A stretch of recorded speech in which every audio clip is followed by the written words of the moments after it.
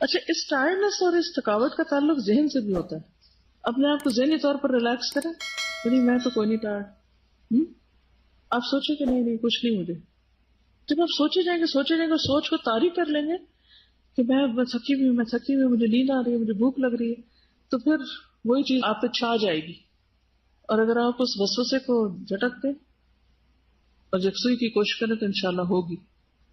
ایک چیز جو میں بھی چونکہ سالوں بلکہ اب تک طالب علم ہوں، اور ابھی اس وقت بھی جہاں بیٹھی ہوں صرف طالب علموں کی خدمت ہے، ورنہ میں ہوں طالب علم. ٹھیک، میں ہمیشہ یہ کرتی تھی کہ پلاسٹک کی چھوٹی سی تھیلی ایسی لے لی جیسے زپ لاک سے ہوتا نا، اس میں ایک چھوٹا سا رومال گیلا کر کے ڈال لیا، ٹھیک ہے، اور اس کو بیگ میں ساتھ رکھ لیا.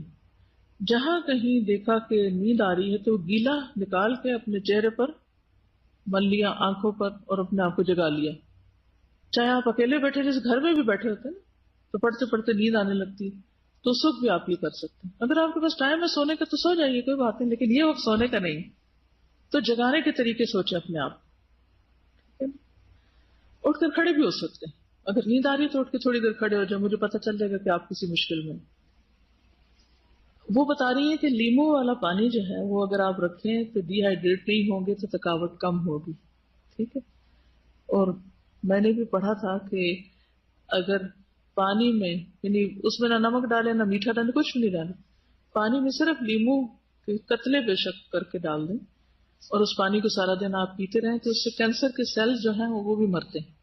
بہت سی چیزوں کا علاج ہے، لیکن جن کا گلا خراب ہو وہ تھوڑا ڈالیں، 2-3 قطرے بھی کافی ہو جائیں گے. اور ناشتہ ضرور